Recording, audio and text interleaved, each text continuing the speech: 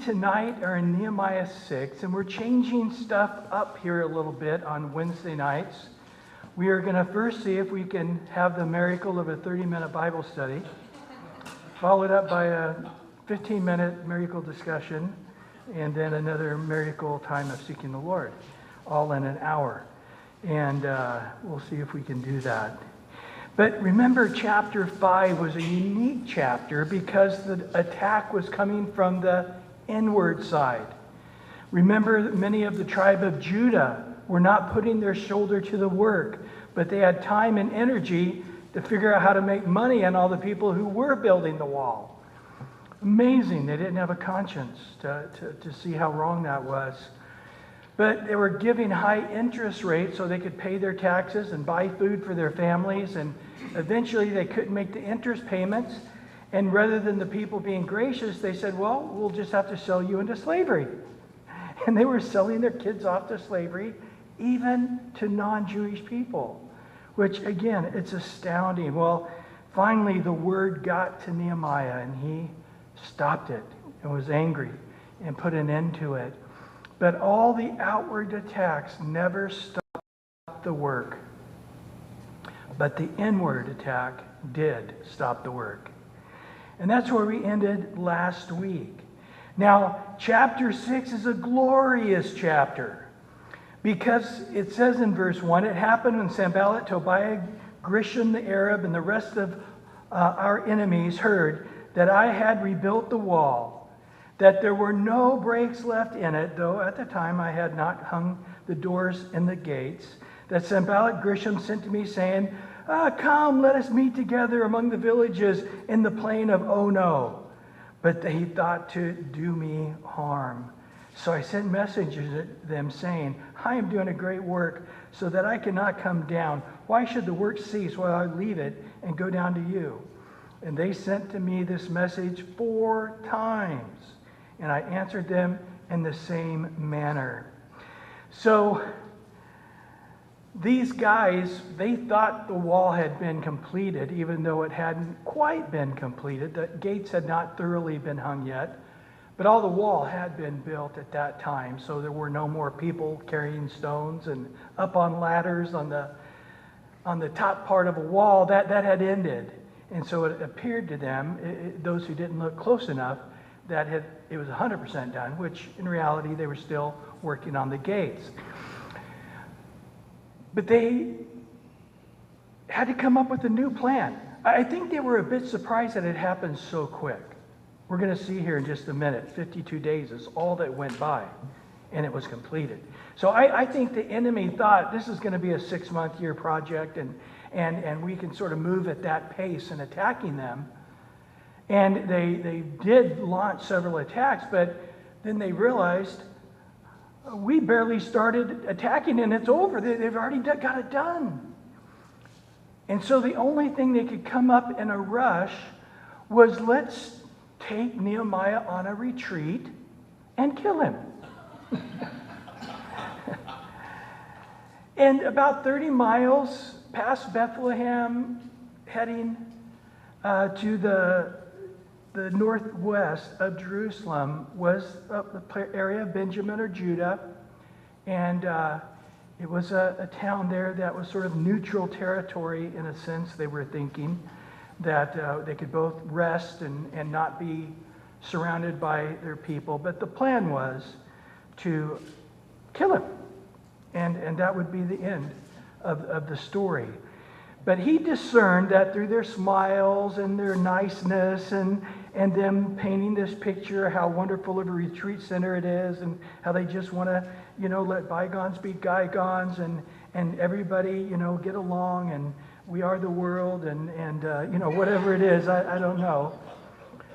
Nehemiah said, these guys are trying to get me to a place, a retreat center where nobody's around and they can kill me. To do me harm. They knew it. He had discernment. Discernment is being able to see things not from the outward and what man is saying, but to have a spiritual insight from God's point of view of what's really going on in the heart of the matter. So if I'm just going to believe at face value It sounds like these guys are really wanting to bury the hatchet and to figure out a way for them all to get along and cohabitate and bless each other and get along in peace.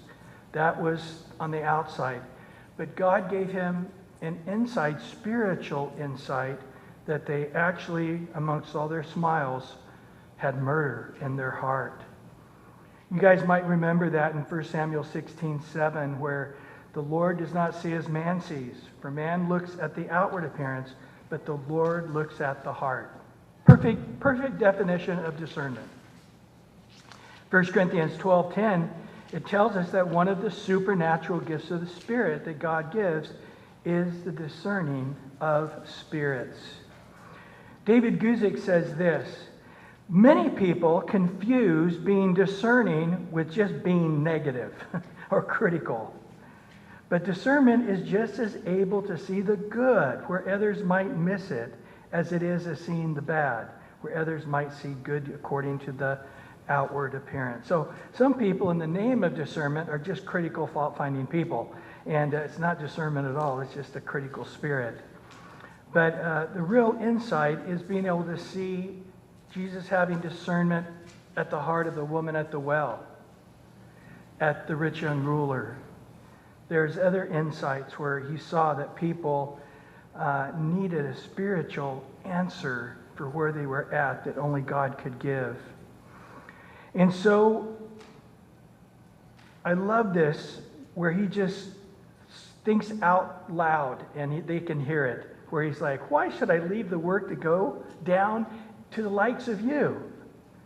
Do you think retreating with you guys in Ono would be more joyful than laboring right here with God's people? David Guzik also says, if the enemy can distract God's people, then he has won.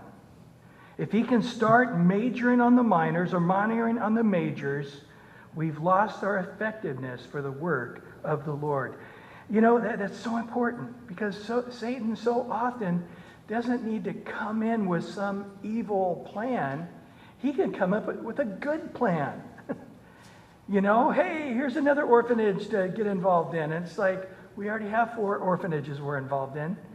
And does the Lord have us to do one more orphanage? Well, how can you say no to the poor orphans? Well, we got to say no. There's 30,000 orphanages in the world, and we can't support them all. So, you know, by pure math, we're going to have to say no somewhere. So, but yet there's people that will try to take the harness of the church and run it in some direction, and in the name of good things, major on the minors or keep people from being able to really major on the majors. And 4 times they came. We'll see in a minute the 5th time they came with an open letter. But 4 times they were just hammering on him, manipulating him, trying to give him another reason to leave Jerusalem and go with them. James 4:7 says, resist the devil. He will flee from you. But you got to resist, because he's going to keep manipulating and pounding. It's interesting in my mind when I read this chapter, and really the whole book of Nehemiah. You know, I pastored a church. In the last 15, 20 years I pastored, we had close to 200 employees. I had several department heads, and we had a real mixed multitude when it came with the school. Because you can have a good-hearted mom teach kindergarten, but you can't have a good-hearted mom teach calculus to the seniors. You know what I mean? You got to hire somebody that knows calculus or is a mathematician or these kind of things. And sometimes they're not always the people that are where they should be spiritually. But yet, you got to hire somebody. And so you end up making a lot of compromises. And then you do that again and again and again, and all of a sudden you've got a very mixed multitude. And it is interesting, when I look at this, I've seen these things happen just like this, where carnal men will get together trying to direct things in a way they want them directed.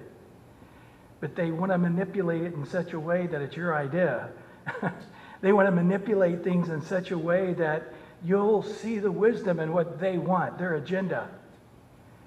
And it's amazing how they can get down and dirty and nasty when they don't get their way. And they're not above lying and rumors and gossip to really hurt their department head or hurt somebody that they feel wronged them in the school. Just carnality that you wouldn't want to ever see in a church, or in this case, a church school. And so I have seen these kind of people, and honestly, the first few times I saw it, I saw it, but I didn't believe it's what could be happening. You know, we're going to find out Tobiah is of the tribe of Judah. He's married into the priesthood. All these other guys are married into the household of Israel, and they've all got preeminent wives and children and parents and in-laws. And I mean, these guys literally want to murder Nehemiah. And if after they murder him, they really want to destroy Jerusalem. They really are, even though they are a Jew, are part of the household of the Jews, they want to destroy the Jewish nation. They are Jews, but they want the nation of the Jews destroyed. Sort of sounds familiar with our country, doesn't it? Foolish people, ignorant. And you're looking at this and you hear the lies and you just sort of, this can't be really happening. But yet then you discover it's exactly what it looks like. These guys are all talking about taking you out hunting and, you know, taking you down to their favorite spring and swimming, and the whole time they are definitely going to kill you and bury you in some hole and deny that they had anything to do with it. That's exactly the kind of betrayal that can happen in these government political things in particular. Well, verse 5. Then Sanballat sent his servants to me as before, now a fifth time, this time not with a letter to Nehemiah, but a letter to Nehemiah that's an open letter that everybody is to hear. So again, trying to put peer pressure on him, manipulation. They're going to, give this flowery letter that says how we want to get along, but Nehemiah doesn't want to. We offered Nehemiah to take him to Ono and treat him like a king, but he doesn't want it. And we're doing everything we can to be at peace, and Nehemiah is just insulting us. It's all him, and we're just trying to be the most wonderful, gracious people. Well, this time, however, in verse 6, it was written, it's been reported among the nations, and Grisham says, that you and the Jews plan to rebel. Therefore, according to these rumors, you are rebuilding the wall that you may be their king. And you have also appointed prophets to proclaim concerning you as at Jerusalem, saying, there is the king in Judah. Now these matters will be reported to the king, Artaxerxes. So come, therefore, and let us consult together. Do you see that? If you don't go to Ono with us like we want you to, we can play dirty. And we will send this to Artaxerxes, and there'll be somebody there in the castle that will believe this. And in verse 8, then I sent to him saying, no such thing as you say are being done, but you invent them in your own heart. For they were trying to make us afraid, saying, their hands will be weakened in the work, and it will not be done. Now therefore God strengthen my hands. I honestly believe, and these things are so familiar to me in the years and the decades of leading and helping out other pastors and other ministries and other countries and Bible colleges and dealing with sometimes the country politics with the church and the Bible college or whatever. And honestly, I don't think Nehemiah's blood pressure went up at all. I think he was in the castle and he's seen these kind of things time and time again. I'm going to just just let it start being known that you're trying to make yourself king, and you paid a guy to prophesy that God wants you to be king, and Grisham and many others, they're all saying the same thing, that all the Jews are to rebel and fight against Artaxerxes and declare their independence from him, and Nehemiah is to be the new reigning king of Judah. I would just like to say that there is a great power in the vague accusation everyone's talking about. A number of people are saying, the whole church is thinking this. I've heard those kind of things so many times, but yet when they start getting momentum and people are willing to just repeat it over and over again, no matter how crazy the lie is, there's so many people talking about it, there has to be some truth to it.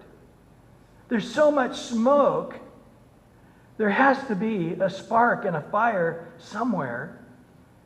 So I don't know if Nehemiah is trying to become king, but somewhere they had some kind of conversation about maybe breaking off from Artaxerxes and doing their own thing, and maybe Nehemiah down the road to become king. I don't think he's doing it right now, but there's got to be some truth in this. Let me tell you something.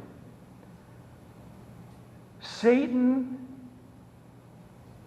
is very prideful about the fact that he can get absolute nonsense that has zero truth in it, accusations that are ludicrous, to stir up the people and to steer them. And then there's always going to be a percentage of the people that say, there's just so many people saying it, there's got to be something somewhere. And they just keep throwing mud in the air, and they keep throwing dust in the air, and they just keep throwing mud up against the wall, and they just keep making everything dusty and smoky. And after a while, you're just going, hey, I'm out of here. There's just so much dirt and mess and smoke and mud. I don't know what's going on. I'm out of here. That's Satan's plan. Because he doesn't need you to believe the lie. He just needs you to be revulsed by the fact that the lies are being said. And you're just like, I just want peace. It's interesting that was actually said, that a lot of people didn't vote for Donald Trump because they just wanted to turn the news station on and not hear them talking bad about Donald Trump. They knew if Biden was president, all the media would just calm down, and they wouldn't have to be so upset when they turned the news on. That was just a big part of the reason they didn't vote for him, is they just didn't want to.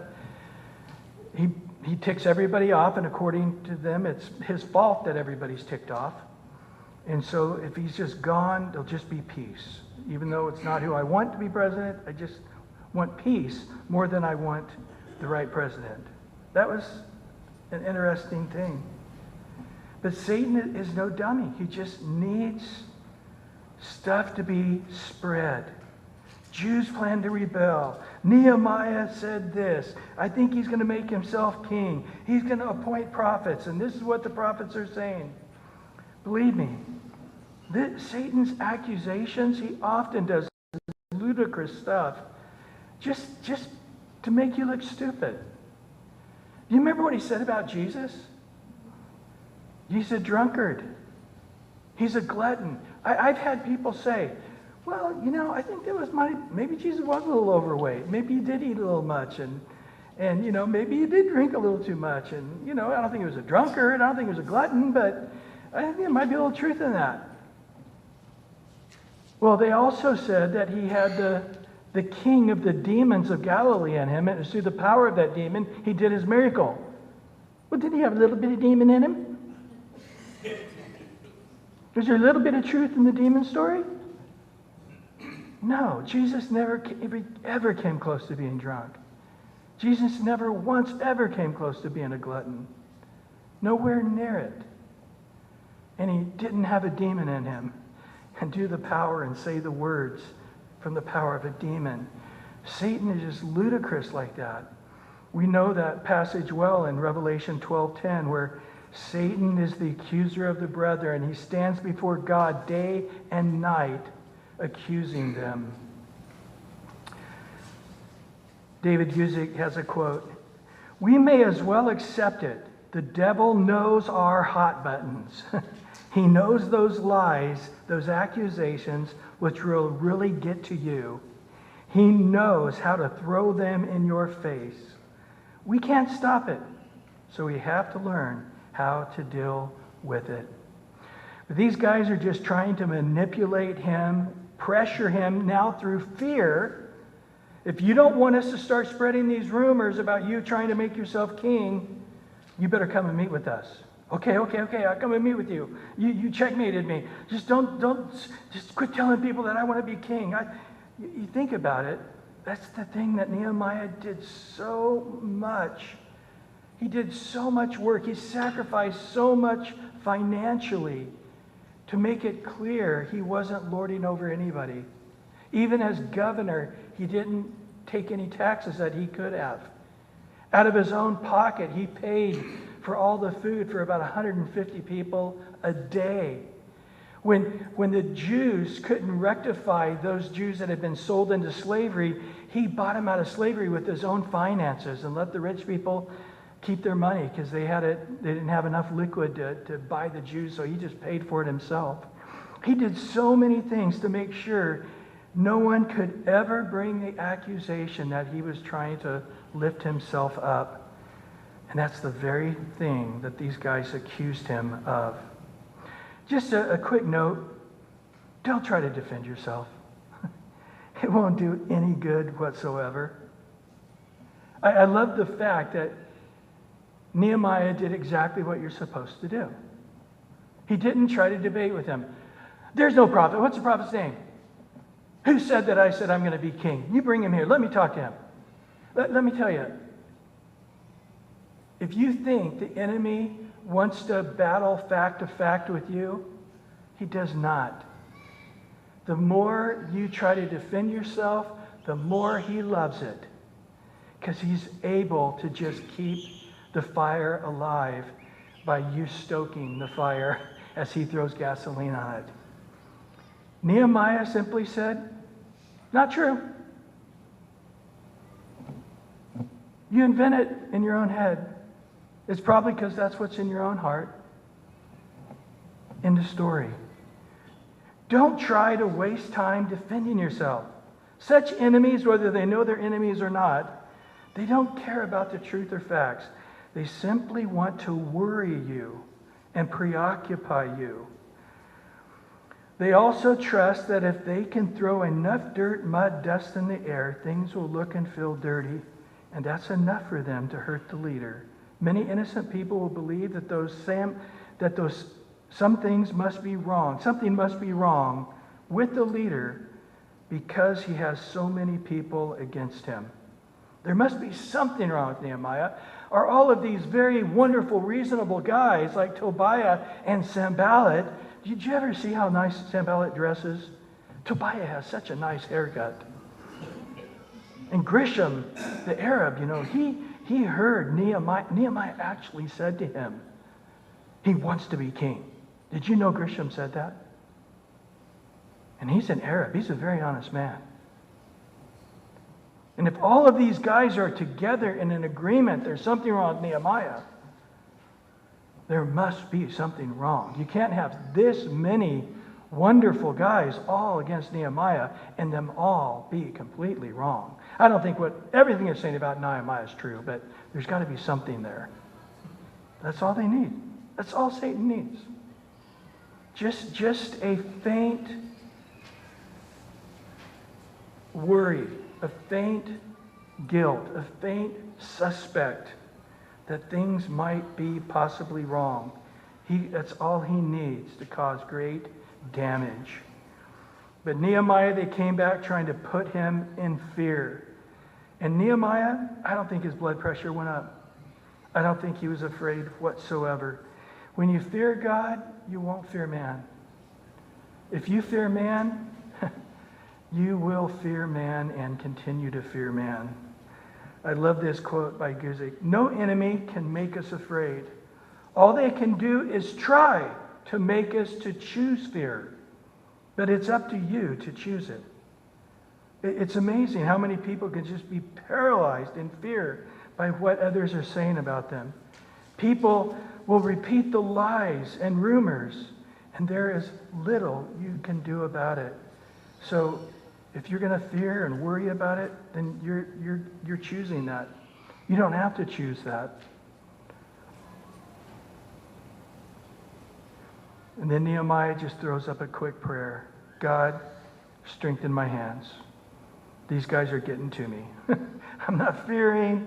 I trust in you. But they're just irritating people. And we know that, don't we?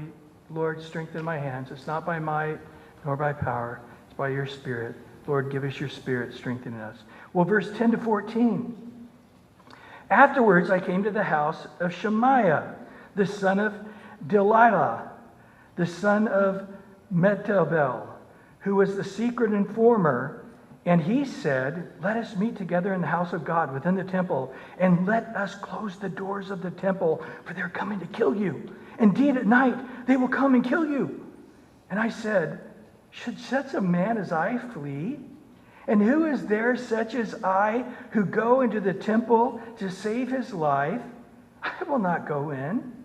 Then I perceived that God had not sent him at all, but that he pronounced this prophecy against me because Tobiah and Sanballat had hired him. Whoa, he was on the payroll. For this reason he was hired, that I should be afraid and act that way and sin, so that they might have cause for evil report, that they might reproach me. My God, remember Tobiah, Sanballat, according to these works, and the prophetess Noadiah, another lady, and the rest of the prophets who would have made me afraid. So this Shemaiah guy was sort of a lead prophet, and he had a bunch of other gals and guys in his little prophet school or whatever, all working together, trying to get Nehemiah on a number of different angles, saying, thus saith the Lord type thing. So they come up with another attack. Okay, we can't get him to go to, oh no, we finally give up on that. Okay, let's just try to hurt his reputation. If we can get him to go into the temple, well, how would we do that? Well, he's a really spiritual guy. He's open to spiritual things. And if we say, if one of these prophets say, hey, I got a word of God for you, he will be open to that. I think we all should. 1 Thessalonians 5:20 says, do not despise prophecy. It's interesting that the very next verse in 1 Thessalonians 5:21 is test all things, hold fast to what is good. So be open to the prophecy and do your due diligence and homework whether or not that prophecy is from God. So be open, but don't be open. and I've been around Pentecostal groups, and they can really cause you to be jaded very quickly. Because, you're at McDonald's trying to order a Big Mac, and they just said, I had a dream last night you ordered a Big Mac and died. Order the quarter pounder. Oh man, thank God for your dream. Okay, quarter pounder. Fries? What'd you dream about fries? Yeah, I would go to retreats in third world countries. This is very common. And I would have a couple that literally can't stand each other. And the only reason they got married, because they're in this little Pentecostal church in Romania or somewhere like that, and they had a prophecy that God said, you need to get married. So the very next week they got married because the Lord gave a prophecy, you got to get married. And now 10 years later and 4 kids later, they literally realized I was supposed to test all things and hold fast to what is good. And all I knew is that if I despise prophecy, I'm despising God. If I, listen to the prophets, I will succeed. If I don't listen to the prophets, then I will fail. And so I think they really were trying to take advantage of Nehemiah's spiritual side. It's like, yeah, I'm very open. What did the Lord say? What verse? I got a verse, I think this is from the Lord for you, Nehemiah. Yeah, tell me, what is it? I'm open. I love that about him. And because of that sensitivity, Shemaiah was able to get traction here. But then when he said, okay, now here's the interpretation to this. They're trying to kill you. We're going to all go into the temple together, and we're going to lock the door. Guys, it's very clear, even to the most carnal of Jews, that only the tribe of Levi, the priestly tribe, could ever go into the temple. The best the children of Israel outside of the Levites could ever do is be on the outer courts of the Gentiles, or of the temple. Yeah, the court of the Jews, court of the Gentiles, court of the men, court of the women, and all of this. But the average Jew never went even into any portion of the temple. And they're saying him, and I think they're even insinuating, let's go into the Holy of Holies and hide out there. That way they can't kill you. In Numbers chapter 1, verse 51, it clearly says that the outsider who comes near shall be put to death. This was just packing up the articles of the tabernacle to move them. You'd die if you tried to touch, even with a cover, trying to cover up something to help the priest out, you'd die. And then, of course, later in Numbers 18:7, if you go into the temple, if the outsider tries to come into the temple, he'll be put to death. You guys might remember wonderful King Uzziah loved the Lord so much. And he just wanted to just do the most insignificant part of a priest's job, to just burn a little incense in the temple. And he was heading to go into the temple, and the priest stopped him, which was a very dangerous job, stopping the king. Make a long story short, God struck him with leprosy, and he remained with leprosy till the day he died, even though he was a wonderful spiritual man. So this is, Nehemiah is just going, he's prophesying, and I'm using discernment, and he's contradicting the word of God. But he's saying, let's meet together in the house of God. Isaiah 8:20, and talking about how to identify false prophets, says this in Isaiah 8:20, to the law and to the testimony, if they do not speak according to this word, it is because there is no light in them. This prophet is a pretty dark guy. If he could be persuaded with money to say, thus saith the Lord, to deceive a person. And not just any old person. It's a guy who came to sacrifice a lot for the children of Israel. It wasn't for himself. And this guy was willing to literally sell his own soul for a little bit of money to do Nehemiah in. But Nehemiah, again, he knew what the Word of God said. And Nehemiah once again has another quick prayer, and he just says, Lord, take care of this prophet, the prophetess, Tobiah, Sanballat. You deal with them. I'm not going to even give them a second of my energy of anger or bitterness. I'm just going to say they're a bunch of very evil men, and their evilness knows no bounds, and you judge them in your timing, in your way. I'm going to forget about them. Smart, very smart. Well, in verse 15 and 16, so the wall was finished, and on the 25th day of Elul, in 52 days. And it happened when all the enemies heard it, that all the nations around us saw these things, and they were very disheartened in their own eyes, for they perceived that this work was done by God. Wow. This job that couldn't get done for over about 125 years, these stones are laying there. and the wall can never get built. And you know, it would have been an amazing thing if you had 4 times the amount of people. It was a time with a lot of money, no enemies.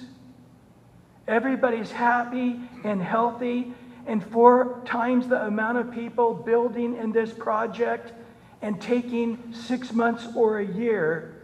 We would have said, that's still an amazing thing, right? But when did they do it? They did it when the taxes were high, there was a famine. Every single person in the country and all around about hated their guts, and in one shape, form, or another was voting against them, was hard-hearted against them, wanted to see them fail.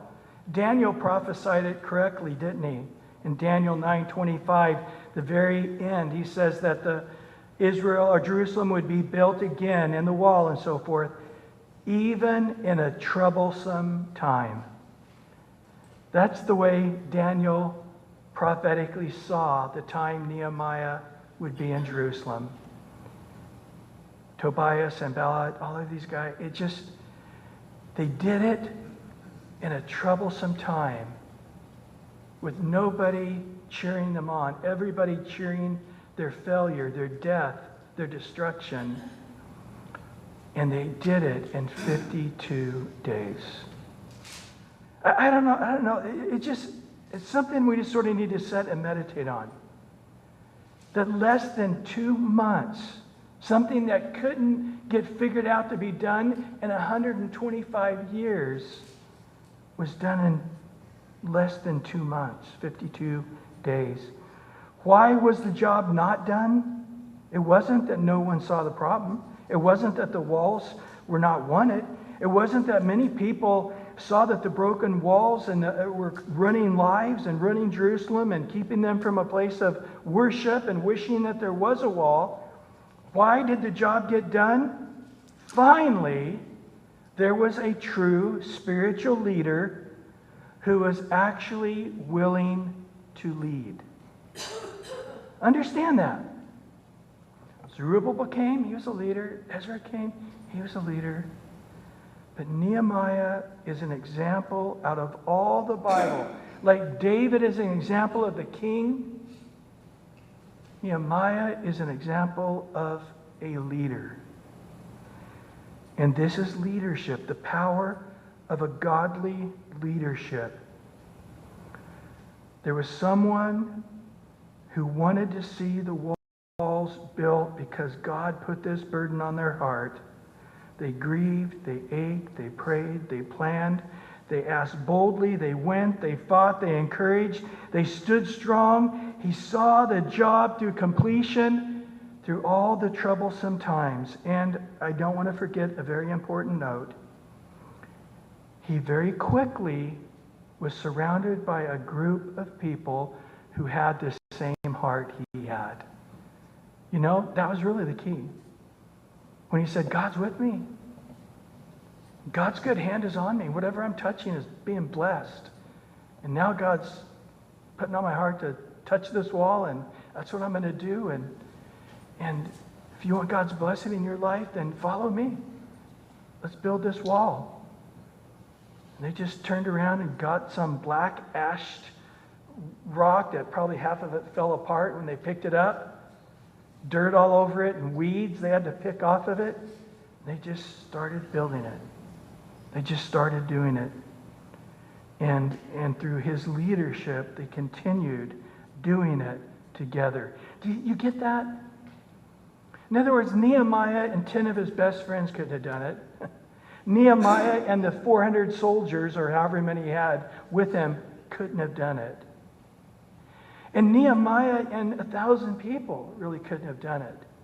It was Nehemiah, through leadership, getting hundreds of different people, leading tens and hundreds of other people. They all saw their portion of the wall. They all saw their portion that they had to lead to get accomplished under their care and their leadership, under the leadership all those leaders under Nehemiah. So Nehemiah had to be a leader of leaders, and then he had to strengthen those leaders to lead. And all of this had to then have a consistency, just a grinding out. Valleys, hilltops, hard times. We're going to kill you. Poverty, taxes, famine. It was just a troublesome time, but Nehemiah kept them on course. I love David Guzik's conclusion on this matter. In his quote, he says this: "We have such small ideas how God can use us. God used a man named Nehemiah to set right a 100-year-old problem in less than 2 months. And the same God sits on the throne in heaven and works through you today." Really, that's what we are doing here at Calvary Chapel Los Alamitos, aren't we? The walls have fallen down. And in essence, we're building up the walls. So once again, worship can happen the way we have seen it in the past, the way it was during the time of Solomon, and the great temple, and all the great ministries and things God did. God wants to do a new work with a new temple, so to speak.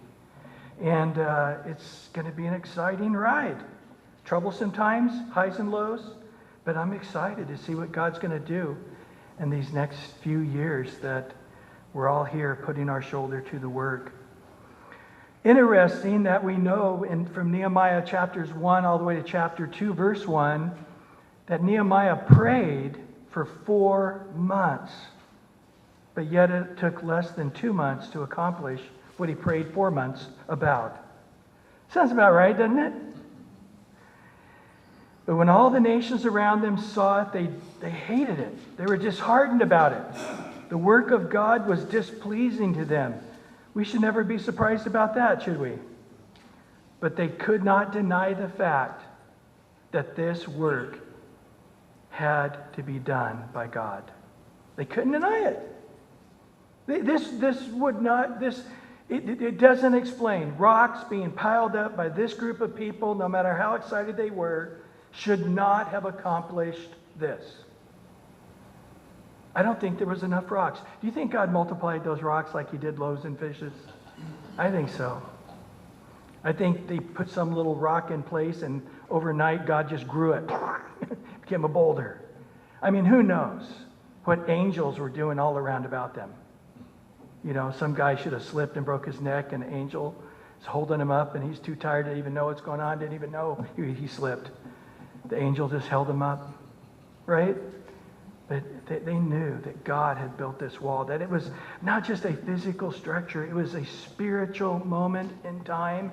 And even though they hate it, they have to acknowledge God did this for them. Well, finishing on verse 17 to 19. Also in those days, the nobles of Judah sent many letters to Tobiah, and the letters of Tobiah came to them. For many in Judah were pledged to him, because he was the son-in-law of Shechaniah, the son of Hara, and his son Johanan had married the daughter of Meshullam, the son of Berechiah. Also they reported his good deeds before me, and reported my words to him. Tobiah sent letters to me to frighten me. So all of these Jews in this royal place, in these places of position, were spying for Tobiah and Sanballat and giving him instruction how to hurt Nehemiah, even though they probably didn't understand that's what they were doing. And then they were telling Nehemiah how all the great things Tobiah and Sanballat are doing, how wonderful they are, constantly praising them. When Nehemiah, every time he hears their name, probably cringes, right? Inside, he probably just like milk curdling up, just hearing their name.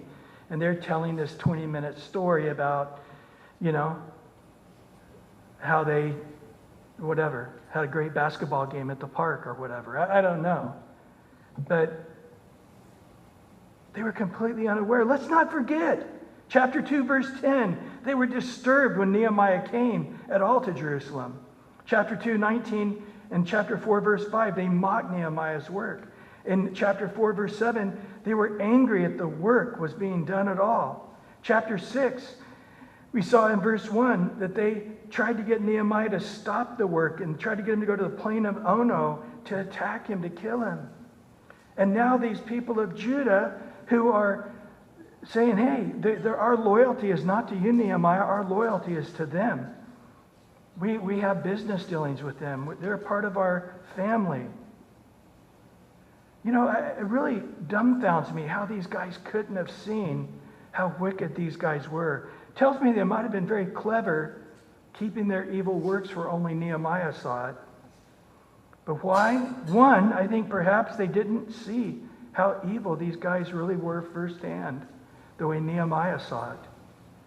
And number two, it's possible they just didn't have a shepherd's heart like Nehemiah had a shepherd's heart and had shepherd eyes to see how evil these guys really were. But Tobiah, you know, we want to say, oh, the wall's over, it's done. These guys finally will quit attacking Nehemiah, quit attacking Jerusalem. Didn't happen, did it?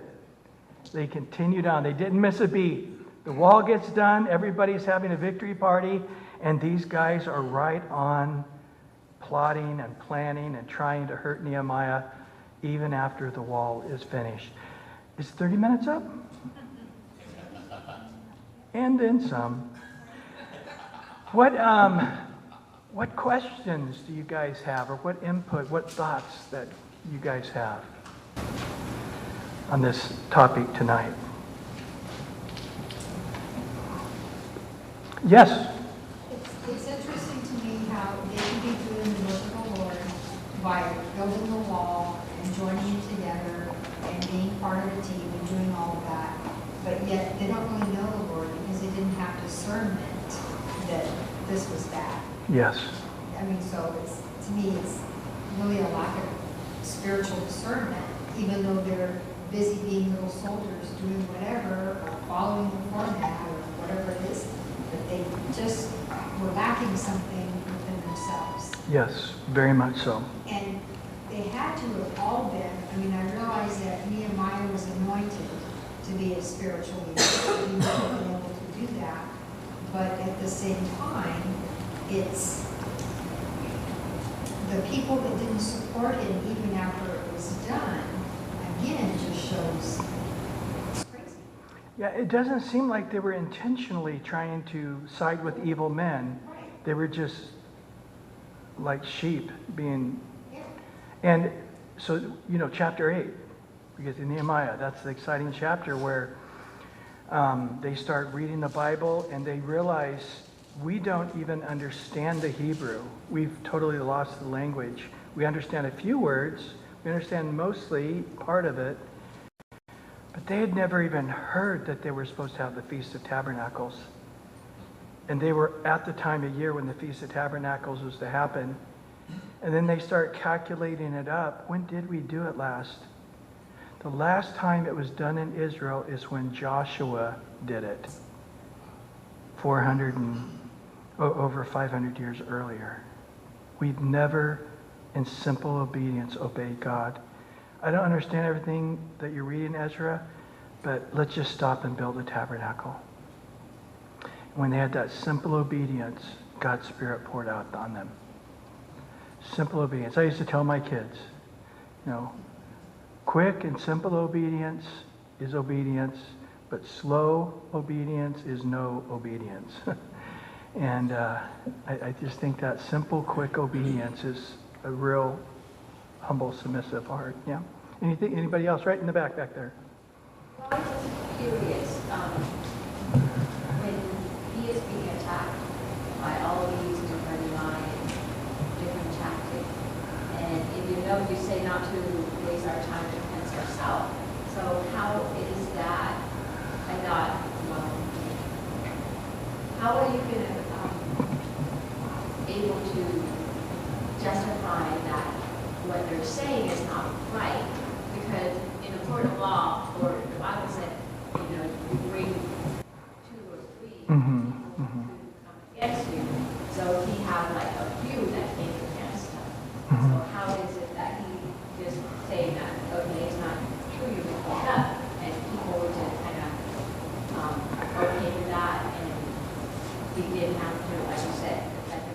Yeah, you make a very good point. When people accuse you of something, do you not go and try to say, that's not true?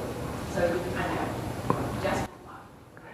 Yeah, I guess, it's a very good point you make. If it was just regular life and somebody, you hear that somebody's gossiping about you, you'd go to them and talk to them. If they don't hear you, you take two more, like Matthew 18 says, and, deal with it that way. And that's true. I think what I'm talking about is when there's just spiritual attack. When there's spiritual attack against the church or against the pastor or,